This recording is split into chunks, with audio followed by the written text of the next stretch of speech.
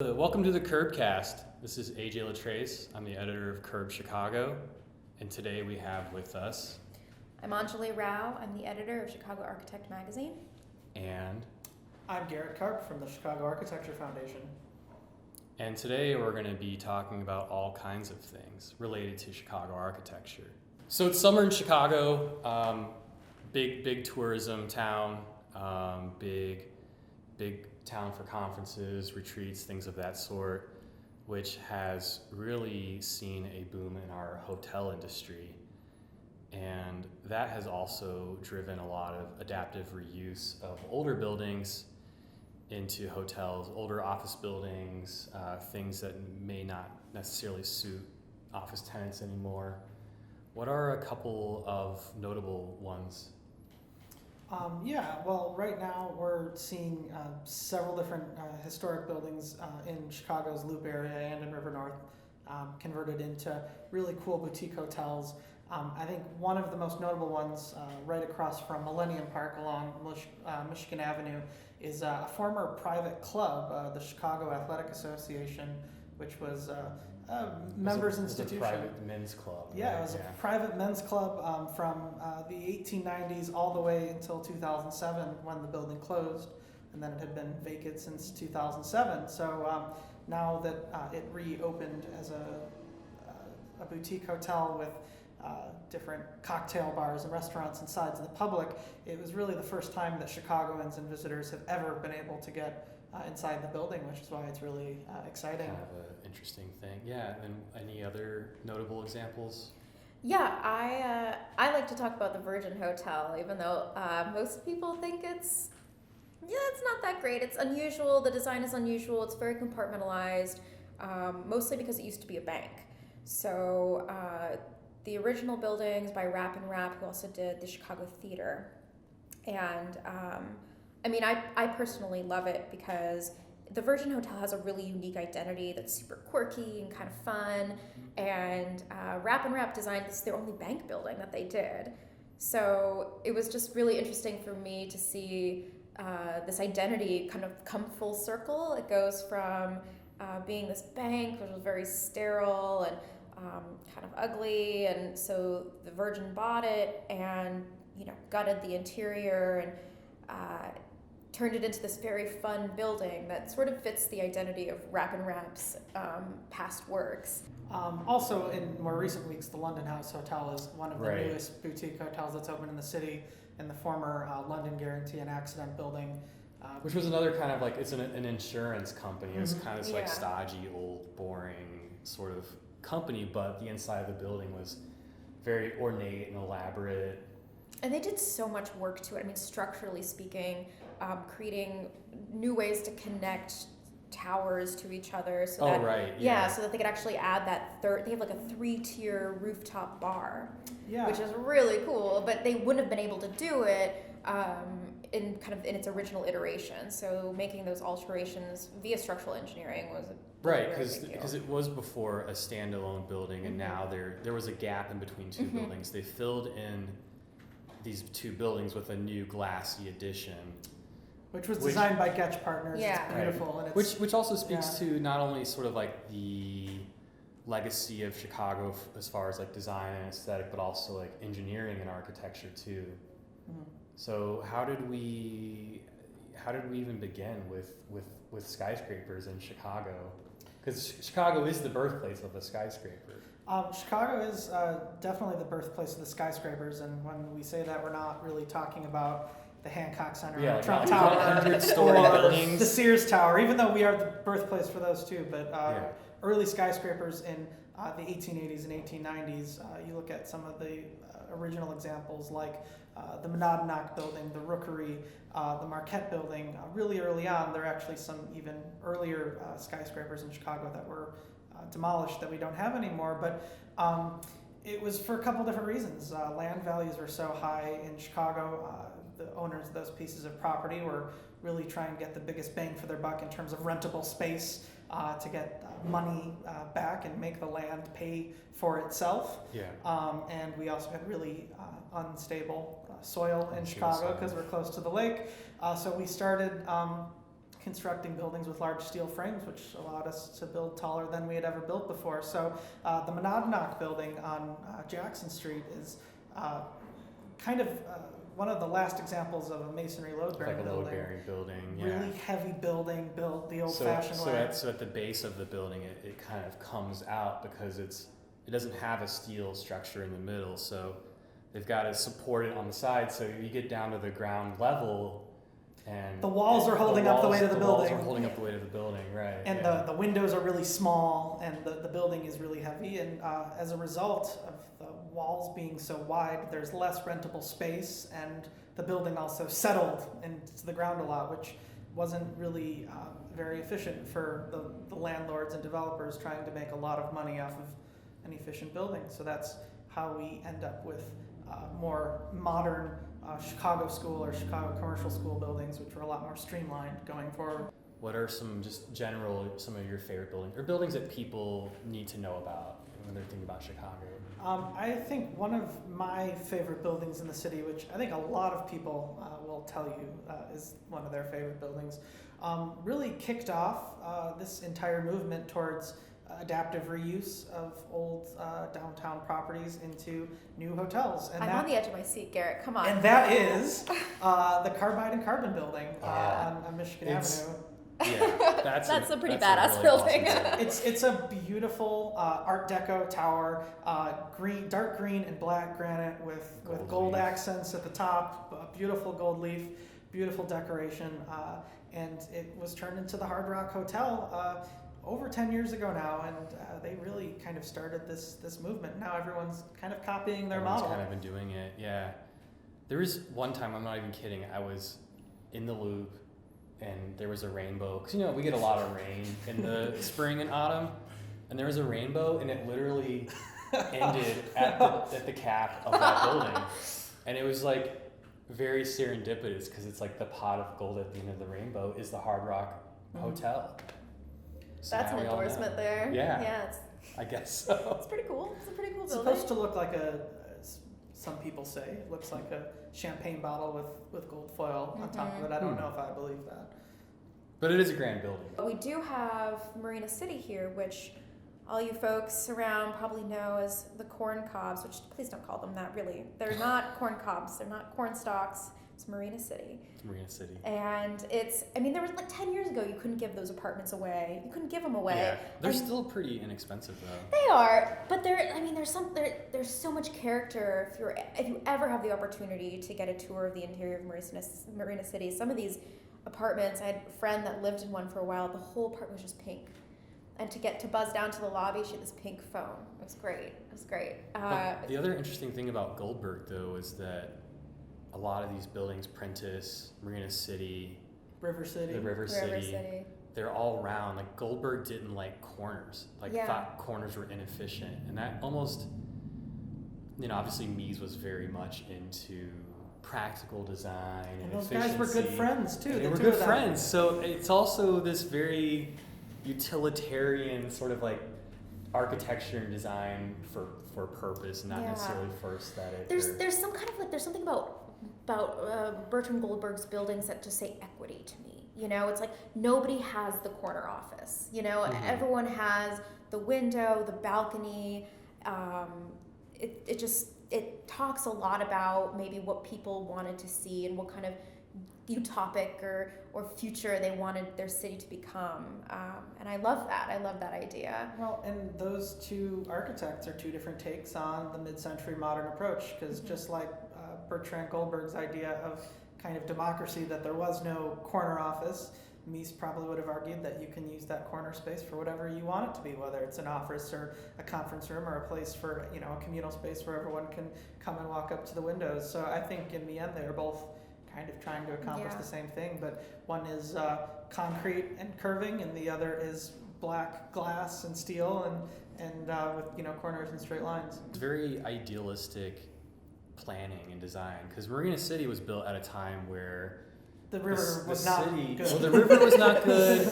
People were fleeing for the suburbs. It was really designed to be this thing to keep people here and rejuvenate, or even maybe grow the downtown area. And maybe now that it's a landmark, we can say that it was successful. And only just now the city itself has decided that the river is an asset and we should clean it. We should make it usable.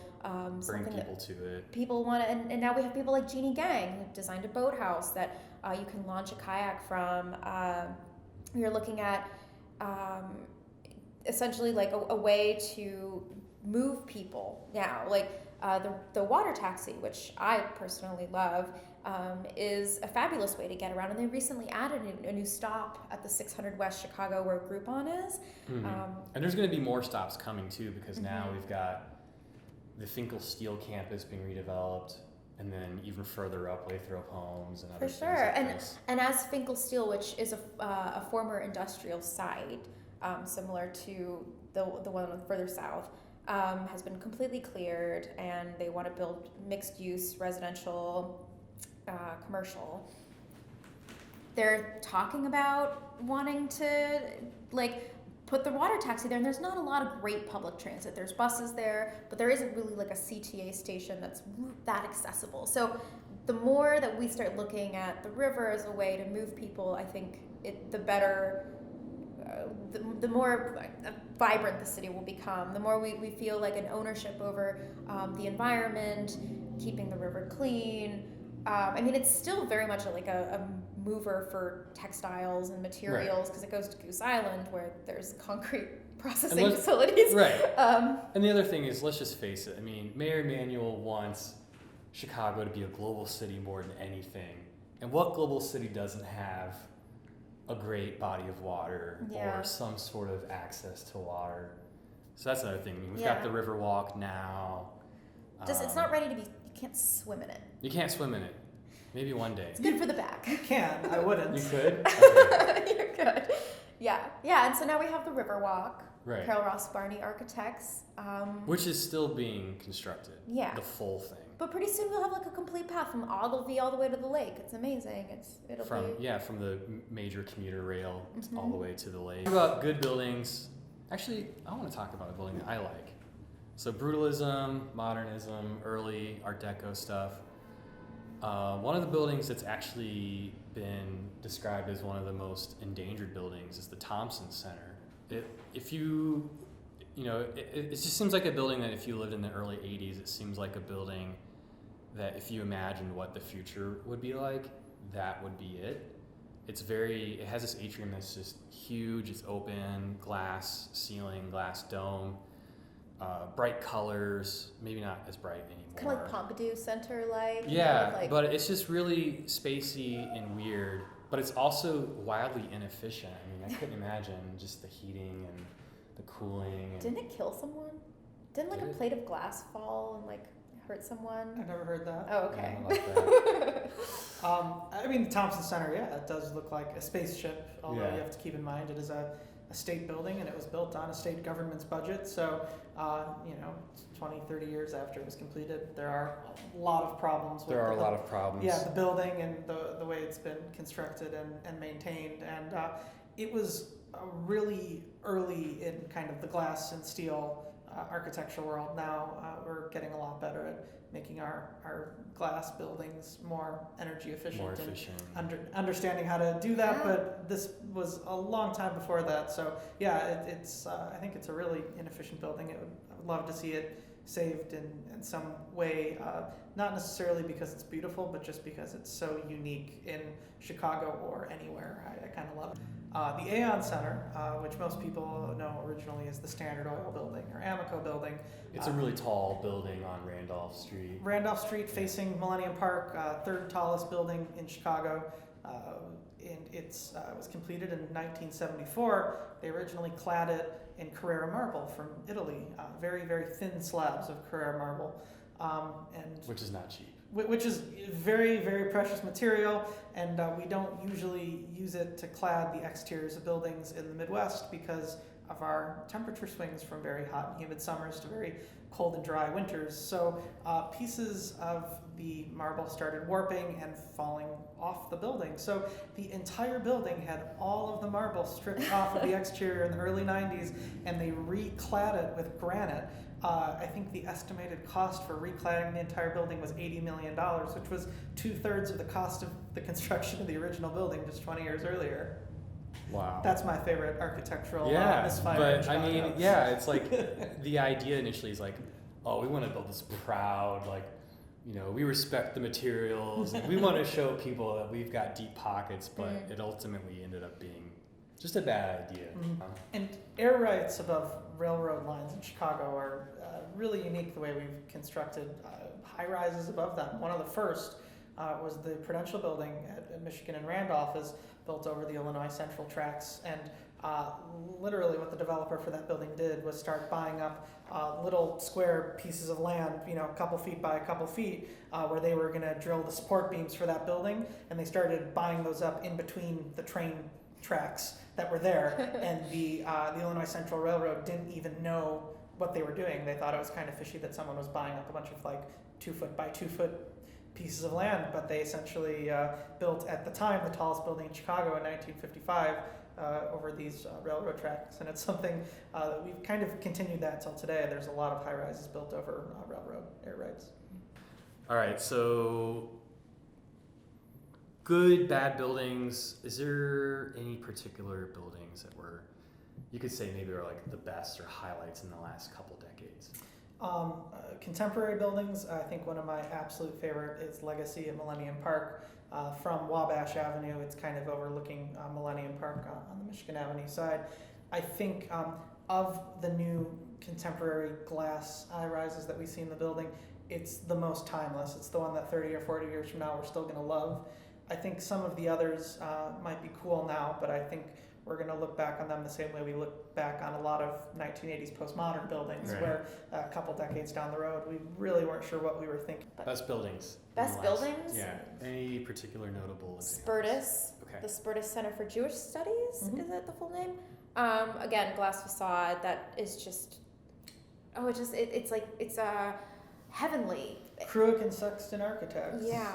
Yeah, I mean, It's like folding origami is a way that I've heard it described before. yeah, and Glass origami. precisely. And I mean, it's being inside that building. You don't feel like, I mean, in a lot of ways, when you're in downtown Chicago and you're in a building, it's like a row home. You don't have windows on the sides. But the way that the glass was placed and designed, as I said, it sort of folds in and out, makes this beautiful geometry, and then slants to the ground or to the entrance. The way that that's done, it's almost like light is brought in. You know how like the Egyptians would take mirrors and like reflect light into tunnels and stuff. It sort of works like that in the way that the sun at different places in the sky comes in and the glass sort of refracts it. No, and it I've never heard that, but that's room. awesome. I had when I was in grad school, I had a class in Spertus, and it was so perfect at like 4:00 p.m. Yeah. In like the springtime. Oh, it was beautiful. But I love that. I love how you experience the building. I feel like it very much reflects the programming of what the Spertus institution does. They have an amazing art gallery at the top too. It's super beautiful. So Cool. Yeah, and, I'm thinking maybe not particularly a building, but I think Millennium Park's been an awesome thing for Chicago.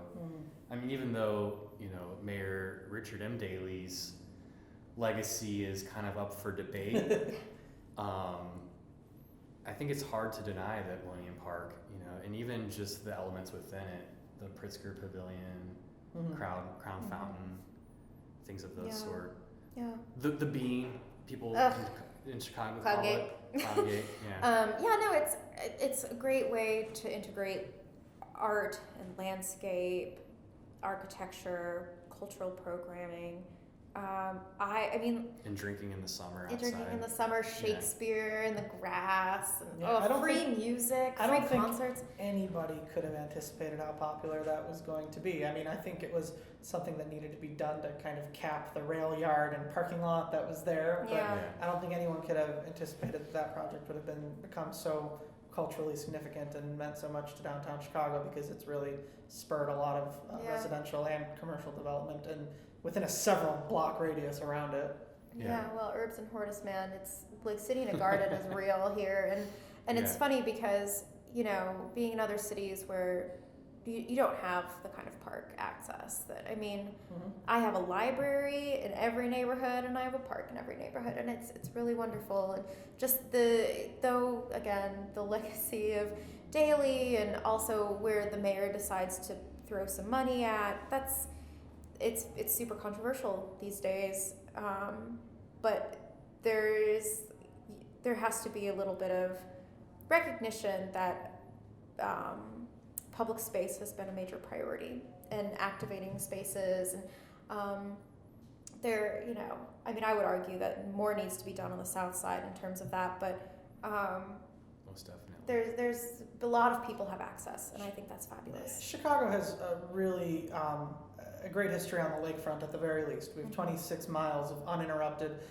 lakefront park that is open to the public, and I think that's one of the absolute can't miss things when you're in Chicago, is getting east of Lakeshore Drive Yeah. and walking the beaches and walking the lakefront parks from Edgewater all the way down to South Shore. I mean, it's literally uninterrupted. It's So incredible. It's unique to our city. Mhm. Yeah. Well, Anjali, Garrett, thanks for participating. And until next time, this is the CurbedCast. Thanks for listening.